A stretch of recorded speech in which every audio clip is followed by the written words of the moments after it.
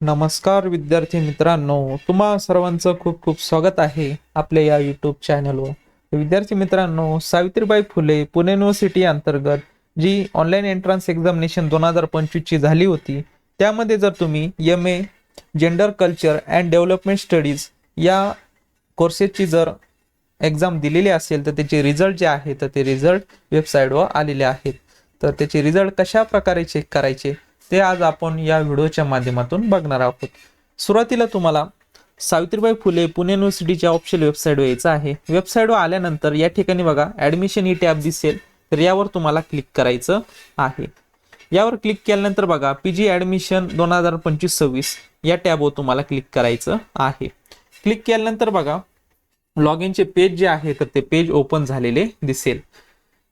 यामध्ये बघा recent updates या रो मध्ये बघा रिझल्ट ऑफ PG तसेच इंटिग्रेटेड तसेच UG ऑनलाईन एंट्रन्स एक्झामिनेशन 2025, त्यापुढे क्लिक हिअर टू व्ह्यू यावर यावर तुम्हाला क्लिक करायचं आहे। क्लिक केल्यानंतर बघा रिझल्टचे पेज जे आहे तर ते पेज ओपन झालेले दिसेल। यामध्ये बघा तुम्हाला 3 ऑप्शन दिलेले आहे। ॲप्लिकेशन ID टाकून तुम्ही तुमचा रिझल्ट चेक करू शकता, त्यानंतर युजर नेम टाकून किंवा ईमेल ID टाकून तुम्ही चेक करू शकता, आणि तिसरा जो ऑप्शन आहे प्रोग्राम नेम वाईज, यामध्ये तुम्हाला तुमचा प्रोग्राम सिलेक्ट करायचा आहे।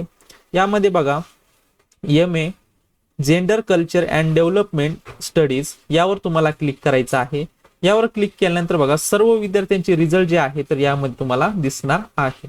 या ठिकाणी तुमचा ॲप्लिकेशन ID बघून तुम्हाला तुमचे रिझल्ट चेक करायचे आहे। म्हणजे यावरून तुम्हाला एक अंदाज येऊन जाईल किती विद्यार्थी ॲब्सेंट होते, किती विद्यार्थ्यांना किती मार्क्स पडलेले आहे, त्यानुसार तुम्हाला समजून जाईल की किती विद्यार्थ्यांचं सिलेक्शन होऊ शकतं, कट ऑफ किती लागू शकतो, तर याचा एक अंदाज तुम्हाला येऊन जाणार आहे।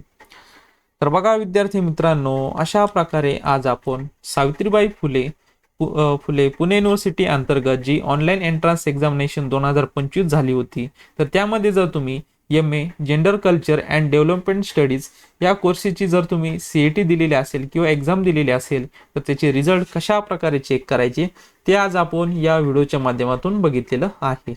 जर विद्यार्थी मित्रांनो आपल्या चॅनलवर नवीन असाल तर चॅनल सबस्क्राईब करून ठेवा, म्हणजेच तुम्हाला नवनवीन व्हिडिओ तसेच नवनवीन अपडेट्स तुम्हाला भेटत जातील। तर विद्यार्थी मित्रांनो भेटूयात नवीन अशा एका व्हिडिओमध्ये, तोपर्यंत धन्यवाद।